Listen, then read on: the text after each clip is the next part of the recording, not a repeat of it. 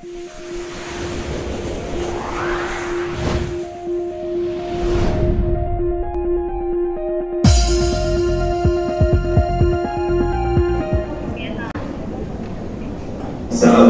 warahmatullahi wabarakatuh.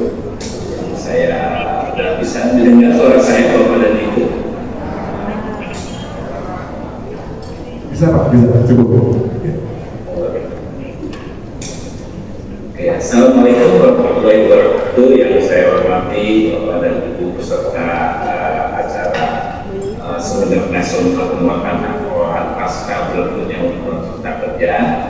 Pertama-tama saya ucapkan selamat kepada Pak Dr. Effendi Harahap yang sudah menjadi ketua IPA. Berdasarkan saya amati tadi, nanti mungkin kita akan mendengarkan laporan selanjutnya. Dan saya juga berharap tadi seperti yang disampaikan oleh Pak Effendi dalam sambutannya, untuk selalu menjaga keharmonisan, keguyuban, kemudian konsolidasi. Saya berharap ini adalah terakhir yang menjadi debat. Selanjutnya ini selalu terlibat kerjasama, karena banyak sekali Pak Effendi kita selesaikan ya hanya dengan perubahan-perubahan dan dinamika yang terjadi di sekarang ini, terutama dengan perkembangan perubahan budaya yang tabu, sehingga bagaimana teknologi juga banyak berubah kehidupan kita. Dan saya berharap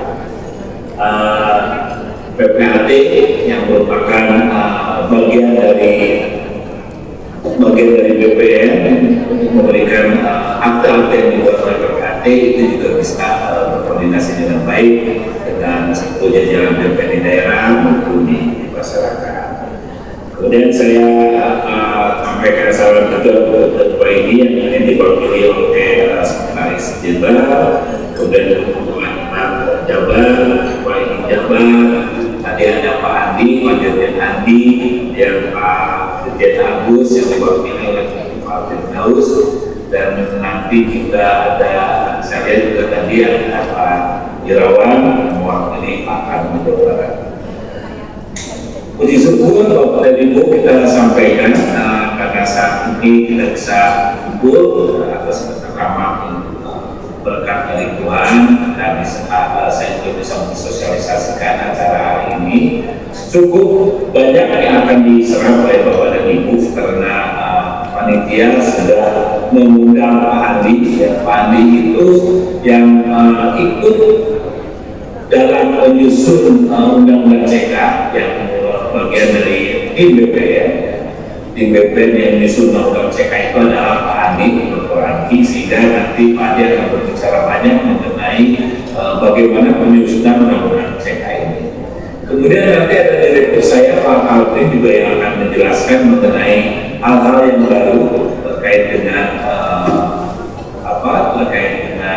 HPL ini, karena nanti dari perwakilan Pak Dirjen Agus akan menjelaskan mengenai bagaimana apabila menjadi sengketa di atas hak-hak yang diberikan di atas HPL.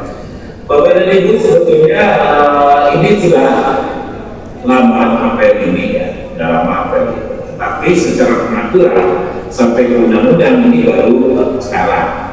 Kemarin itu selalu mengatur mengenai acara HPL itu di dalam peraturan menteri saja.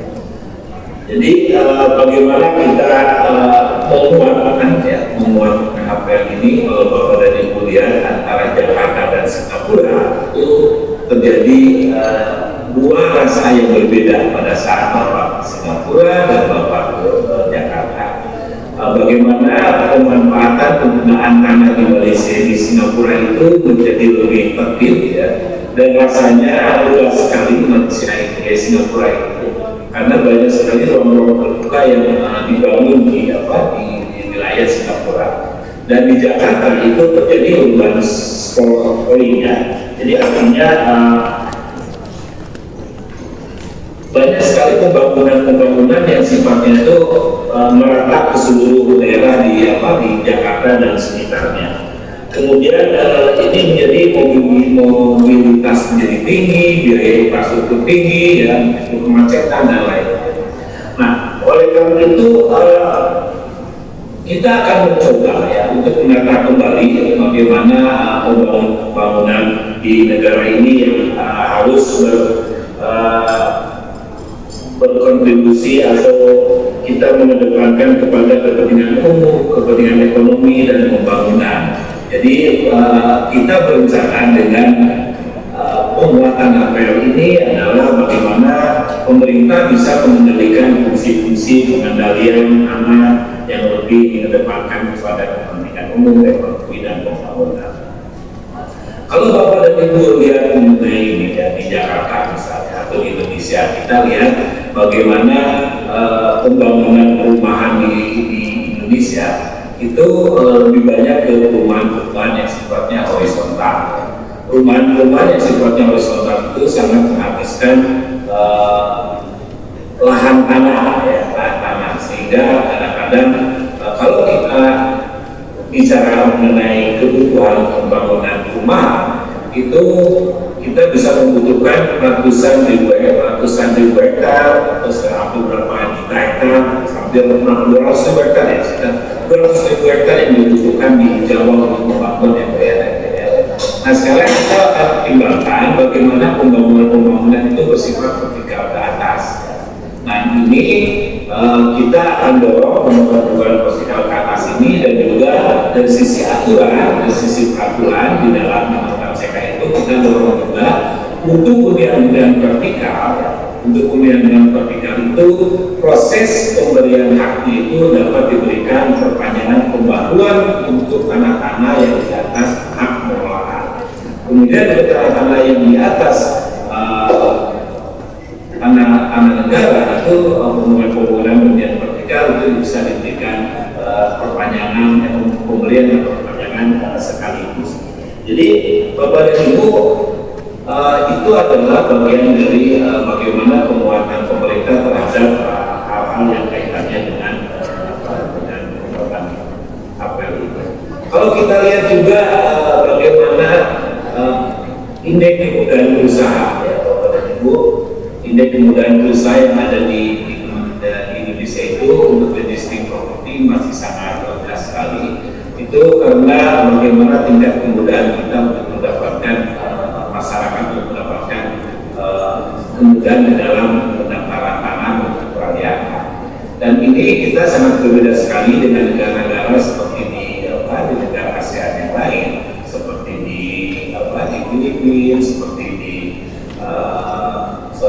di Malaysia, seperti di Vietnam. Itu indeks kemudahan usahanya sangat tinggi. Bahkan di beberapa negara tersebut, apabila ada investor yang akan datang, itu diberikan tanahnya, ada yang diberikan gratis dan juga diberikan waktu yang lebih luas.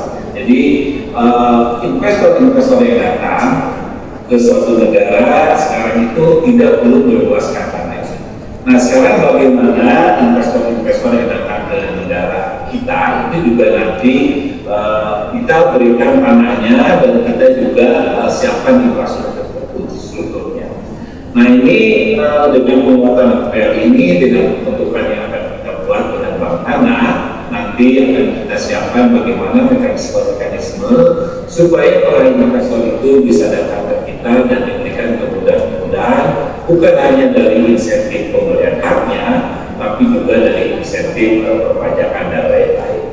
Nah, dengan adanya undang-undang PK ini, kita bisa lihat bahwa ada hal-hal baru yang tadi seperti di pembangunan vertikal di atas APL, juga ada hal baru yang terkait dengan bagaimana pembangunan akuntan usaha di atas APL. Itu adalah bagian dari kita untuk mempercepat, memudahkan bagaimana investasi yang ada di Indonesia.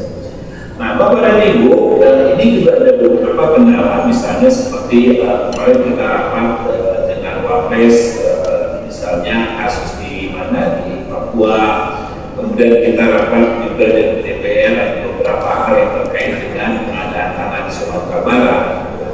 Nah, ini yang terjadi adalah bagaimana masyarakat wilayah itu juga harus ikut terlibat dalam pembangunan ini. Nah ini terjadi banyak hal di lapangan terkait dengan tanah wilayah ini, dan kita dalam PP 18 ini kita akan memasukkan karena masyarakat adat, masyarakat wilayah ini menjadi bagian dari proses pembangunan ke depan dengan kita melakukan identifikasi, kemudian menjadikan subjek hak dan akan kita berikan pengolahan. Jadi apabila tanah-tanah di atas hak masyarakat adat itu seperti di Papua yang kemarin kita diskusi di Wapres, bagaimana investasi akan berjalan di Papua dan investasi akan berjalan di Sumatera Barat, kita akan coba kemudian HPL untuk masyarakat lain ini akan kita perkenalkan ya, sehingga apabila hak yang diberikan di atas HPL oleh itu habis akan kembali menjadi tanah masyarakat adat. Itu yang beberapa hal yang kita lihat di dalam penguasaan HPL ini. Tujuannya adalah bagaimana kemudahan investasi itu dan juga menghidupkan aset-aset yang idle yang dimiliki oleh instansi pemerintah. Kita juga berharap aset-aset pemerintah itu bisa juga disewakan ya diberikan HPL dan di atasnya bisa diberikan investasi. Nah ini yang menjadi kedepannya pada saat terjadi transaksi untuk jual beli atau akad di atas HPL ini, peran Bapak dan Ibu menjadi cukup penting untuk memastikan bagaimana pembelian akte-akte yang dibuat di atas HPL ini. Kemudian juga nanti Pak Alvin akan menjelaskan mengenai subjek hak, ya, mengenai objeknya, ya, subjek hak, asal hak. Jadi di dalam PP ini sudah diatur mulai dari perkara. Jadi HPL ini kita masukkan di ayat-ayat awal, pasal-pasal awal di dalam PP 18, karena memang HPL ini sebelumnya belum diatur sampai ke tingkat PP. Nanti Pak Adi akan jelaskan. Di dalam pengaturan mengenai HPL ini kita memasukkan hal baru tadi mengenai subjek tanah masyarakat adat, kemudian objeknya tanah wilayah.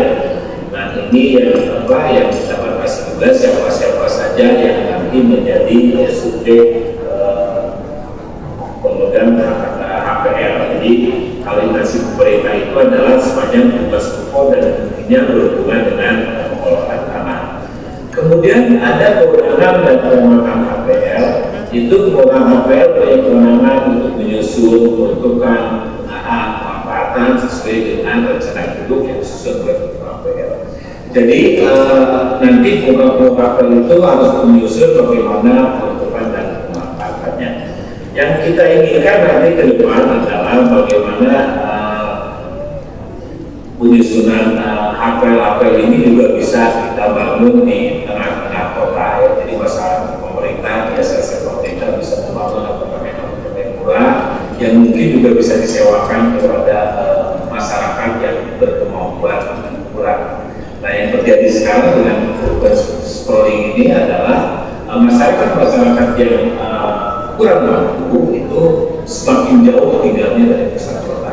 Jadi kalau saya lihat di kantor saya, misalnya para ofisku yang datangnya harus paling pagi dan pulangnya paling sore, itu kadang-kadang rumahnya sangat jauh sekali dari kantor, dan ini menjadi permasalahan khusus ke depannya kaitannya dengan bagaimana mereka itu berhubungan dengan keluarganya atau membangun keluarganya. Nah nanti kita berharap sama seperti di Singapura, sama seperti di Kuala Lumpur, ya, pemerintah bisa membangun apartemen murah di atas aset-aset pemerintah, dan itu bisa disewakan juga untuk masyarakat kita. Jadi di dalam pengembangan ke depan ya, nanti pengembangan ke depan itu di atas HPL itu harus juga diperhatikan beberapa aspek dalam rangka penetapan tarif. Jadi ada tarif, bagaimana tarif tahunan, itu harus memperhatikan kepentingan umum, kepentingan sosial, pembangunan dan ekonomi. Jadi tarif-tarif itu harus diperjanjikan antara yang pemegang hak di atas HPL yang perjanjian itu dan HPL. memang ada beberapa diskusi mengenai perizinan kaitannya dengan setiap terjadi transaksi atau peristiwa perbuatan hukum yang ada di atas APL, seperti bagaimana apakah peralihan, apakah tanggungan harus izin dari keuangan APL, kemudian bagaimana perpanjangan pembaruan. Sekarang ini memang di dalam aturannya kita harus masukkan dapat izin dari keuangan APL, tapi kita harus masukkan ke dalam perjanjian supaya tidak membebani badan hukum atau perorangan yang tinggal dengan perjanjian di atas APL ini. Biaya-biayanya itu harus ditetapkan dari awal. Nah, ini yang menjadi hal yang sangat penting, bagaimana perjanjian-perjanjian yang kaitannya dengan tarif, kaitannya dengan uang tahunan tidak merugikan para pihak, serta didasarkan pada peruntukan dan pemanfaatannya yang sedang berjalan. Jadi misalnya kalau untuk kepentingan umum, harus mampu kepentingan sosial, ya mungkin uang sewanya bisa nihil. Kemudian untuk KPL ini ya karakteristiknya sama seperti sebelumnya. Nanti kita bentuk KPL tidak bisa dianggurkan, tidak bisa dijual beli, tidak bisa dibagi. Sekarang KPL itu bisa hapus ya. Kalau kemarin ini masih perdebatan apakah bisa hapus atau tidak, ini sudah ditegaskan bahwa KPL itu hapus apabila dibatalkan, dilepaskan, kemudian menjadi tanah musnah juga. Jadi itu di kepala APL juga dibatalkan, nanti akan kita tarik dan kita masukkan ke aset tanah. Jadi ada beberapa hal nanti Bapak dan Ibu yang menjadi perhatian, dan ini nanti Pak Adi akan menjelaskan secara detail, Pak Alvin dan Pak Firdaus bagaimana apabila terjadi masalah-masalah bagaimana membatalkan dan lain-lain. Ini sudah kita atur di dalam PP 15-nya. Bapak dan Ibu, saya tidak bisa lebih lama lagi karena saya juga banyak waktu, banyak hal yang saya nanti akan harus dibuka ya.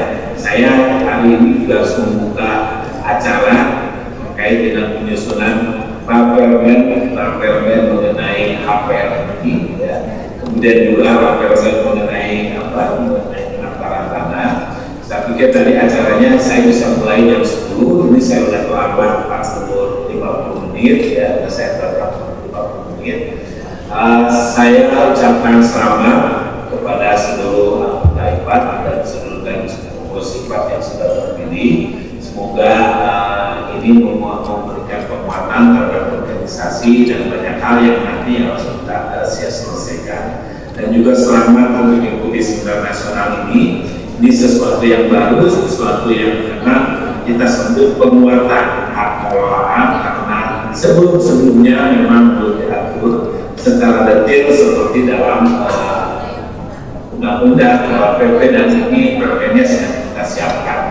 Mudah-mudahan tujuan kita untuk melakukan pengaturan terhadap pengelolaan, pemanfaatan, penggunaan tanah-tanah yang di Indonesia, terutama tanah-tanah yang tidak dimanfaatkan oleh pemegang hak, itu bisa diatur dengan lebih baik di dalam pengelolaan. Nah, nanti juga di dalam Kertas Tanah ada lagi hal baru yang terkait dengan bagaimana satu siklus mengenai pemberian hak atas tanah.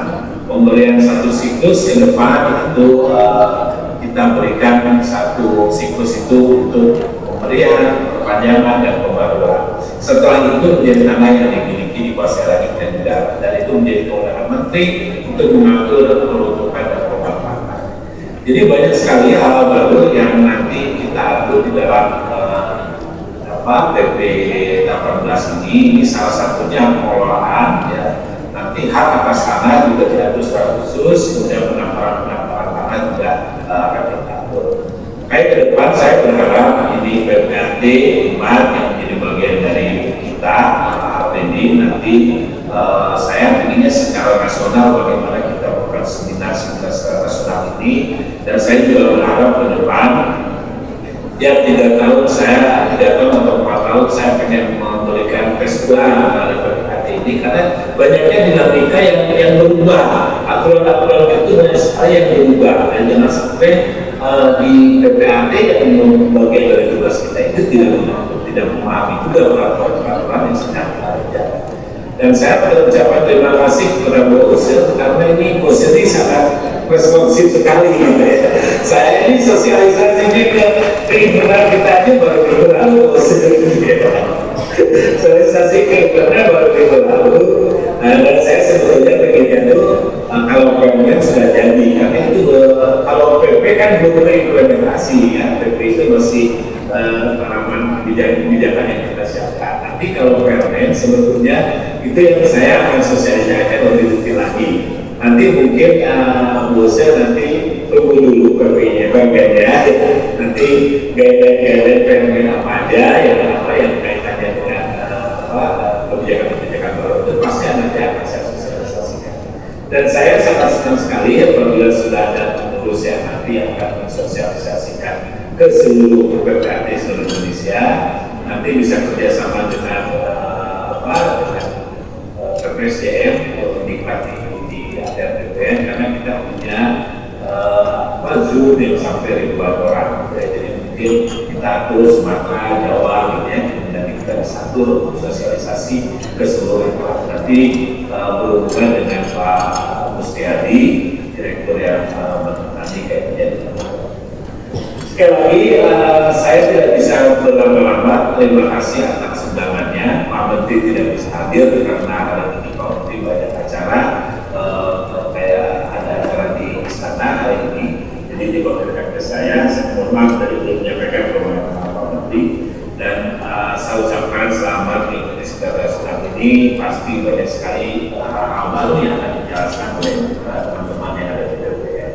Selamat untuk Pak Dr. Apedi, ya kita berperan ketemu nanti suatu saat nanti kita akan ketemu juga untuk Bapak Ibu yang lain, Pak siapa Pak Dirbenar, ini saya ini ada direktur saya semua saudara saya ya Pak Dirbenar, kemudian Pak CP, ya Pak Dewiut dan Bu Mati, ya selamat, mudah-mudahan Pak Apedi yang lain yang belum yang belum sepakat nanti Pak tugas Bapak nanti untuk menggabungkan semuanya.